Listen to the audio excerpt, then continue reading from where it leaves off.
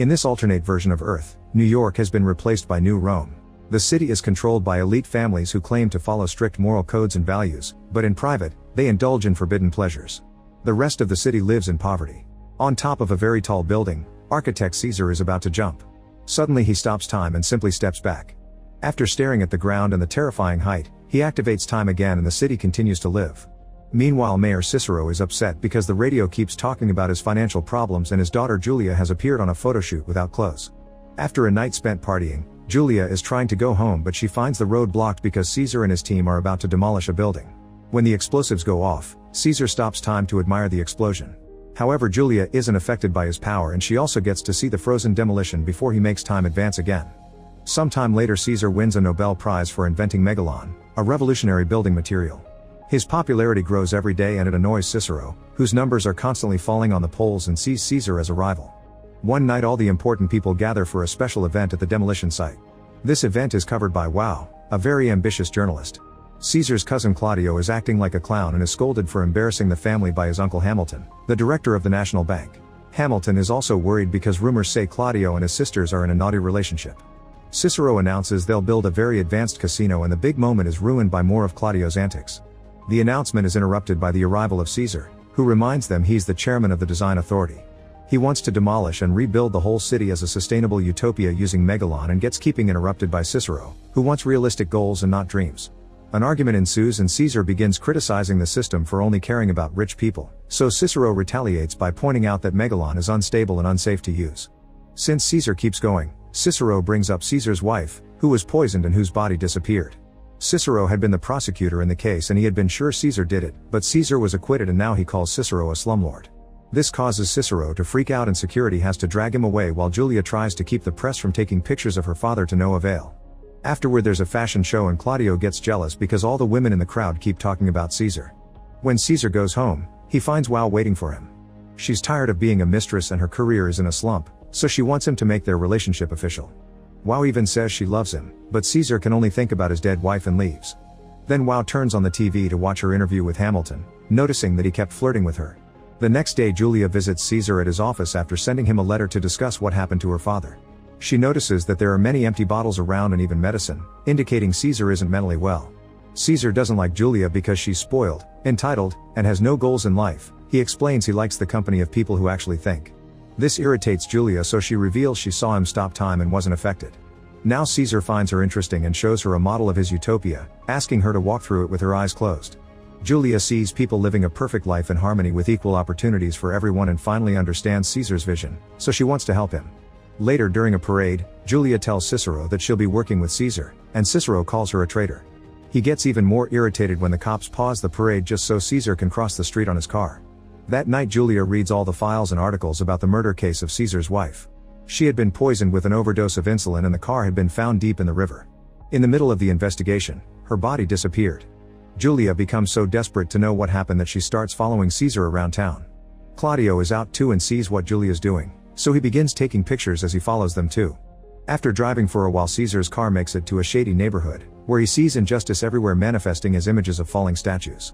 Then he stops to buy flowers, which confuses Julia. Minutes later Caesar goes inside a mysterious building, where a security guard turns off the alarm lasers to receive him. Caesar then brings the flowers to his wife's body, which is being taken care of by a team of gentle women. However, when Julia follows him she finds Caesar alone because this is all his imagination. Overwhelmed by Caesar's everlasting love for his wife, Julia decides to leave. The next day Caesar goes to the top of the tower to watch the city and take notes for his plans. Julia comes along and asks him which institution is the most important to preserve in his utopia, to which Caesar answers marriage. For the next few weeks, Wow spends lots of time with Hamilton and they end up getting engaged. On the night of the wedding, Wow gifts Hamilton his very own statue. Julia attends with Caesar, who notices the protesters nearby holding up signs against him, but he ignores them. Reporters keep asking him about megalon and its possible danger, yet Caesar continues to joke while assuring them it's perfectly safe. In fact, pop star Vesta arrives wearing a dress Caesar made with megalon, which uses tiny cameras to make it look invisible. Everyone loves Vesta because she promises to stay chaste until marriage. When Cicero arrives, the whole crowd boos him. Since this is New Rome, instead of a modern party they have a celebration inspired by the old Roman Empire, including a chariot race and gladiators fighting. Julia is interviewed by some young students and learns there already are rumors of her dating Caesar. Speaking of Caesar, he spends the night smoking, drinking, and consuming a variety of substances, so everything is a psychedelic blur.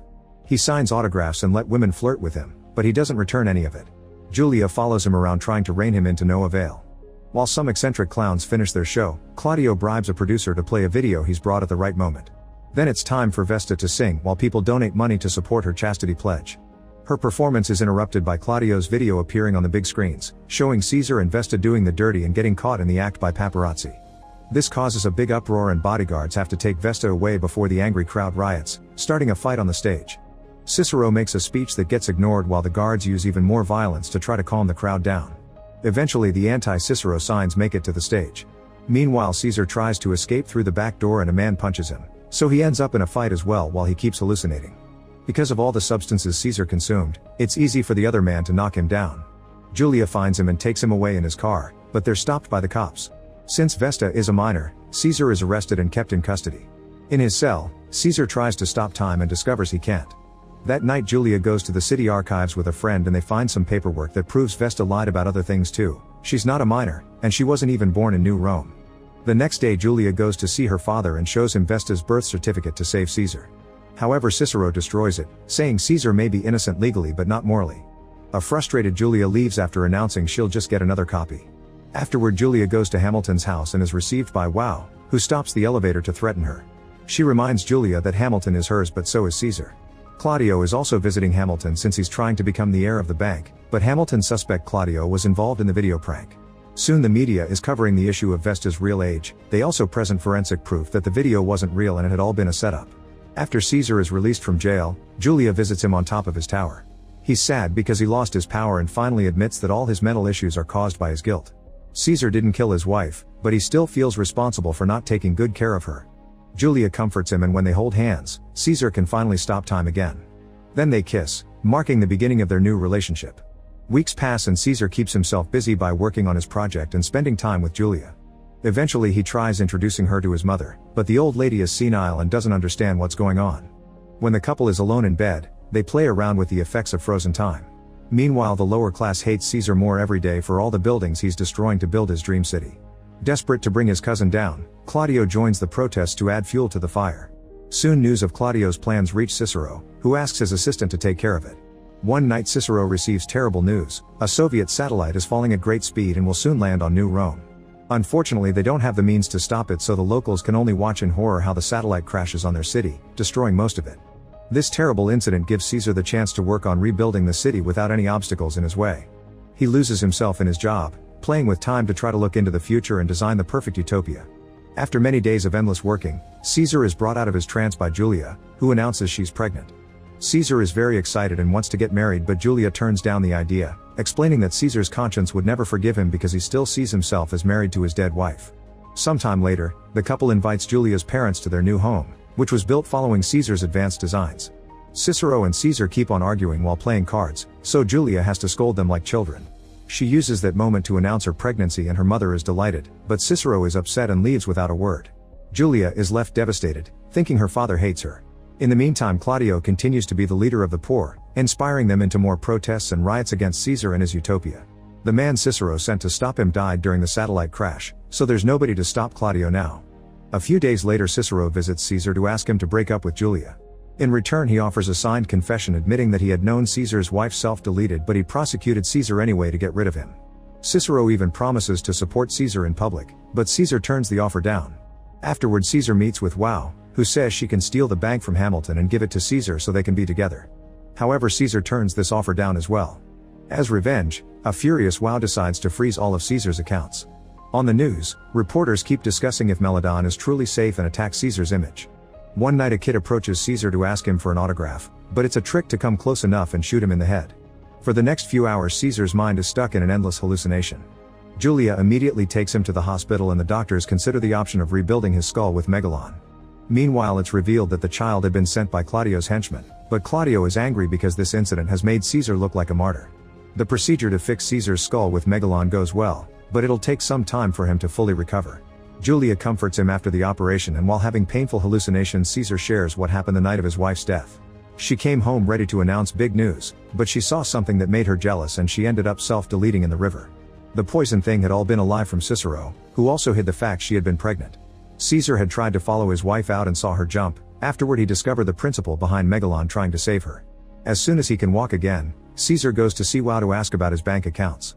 Wow tries to threaten him, but Caesar removes his bandages to reveal the Megalon that now lives behind his left eye. An astonished Wow falls to her knees, begging him to take her back because diamonds don't mean anything to her if she doesn't have his love. The moment is interrupted by Hamilton, who is shocked to hear about the frozen accounts and promises to fix it, merely assuming it was a mistake on the paperwork. Sometime later Wow and Claudio meet in private to do the dirty. Suddenly the lights start failing and Claudio explains it's caused by Caesar's systems using all the power. Then Wow reveals Hamilton asked for a prenuptial agreement and she can't get the bank, so she wants to work with Claudio to do a takeover. She even cuts his hair to make it look more presentable. The next time Claudio meets with Hamilton, the old man is proud to see his nephew looks more like an adult. Following the plan, Claudio asks to become interim CEO of the bank to help with the family business. Hamilton is glad to make Claudio actually work and quickly signs the papers, only to discover the contract makes Claudio true CEO and chairman. Hurt by this betrayal, Hamilton starts freaking out and has a heart attack. A few months later after the baby is born, Caesar and Julia get married in private during Saturnalia, which is this city's equivalent of Christmas. Claudio and Wow continue to work together and Claudio convinces the board to remove Hamilton from his position in the bank. Afterward Claudio gathers the rebels to start the biggest riot yet, which triggers multiple fires on the streets. The cops can't do much to stop them, so after Cicero makes a public speech condemning the citizens' actions, he escapes in the subway with his wife, Julia, and the baby. Even while holding his granddaughter, Cicero keeps on insulting Caesar, but he wants the baby to have a good future, so he finally agrees to support his son-in-law. Later that night Claudio and Wow check on a bedridden Hamilton, who has a bulge in his pants. At first he pretends he's excited to see Wow, but when he removes the bedsheets he reveals it's a bow and arrow. He shoots Wow in the heart to kill her and Claudio in his rear multiple times as he runs away. Then Hamilton announces he leaves all his fortune to Caesar's city project. Meanwhile Caesar appears in public and shares his vision of the future, explaining that his megalopolis utopia won't have classes. Even those that lived in the shadiest part of the city will have a chance to work and progress because every human being is a miracle. The crowd is touched by his words and realizes they've been fed lies by Claudio. Soon they find him and his henchmen and hang them for revenge. By New Year's Eve, the megalopolis project is complete. Caesar, Julia, and the baby join Cicero and his wife for the parade. While greeting the fans, Caesar is shocked to see his mother in the crowd. When the New Year's countdown reaches 0, Caesar and Julia kiss to stop time, but their daughter is not affected. Make sure to subscribe and turn on notifications so you can watch more videos like this. Thanks for watching.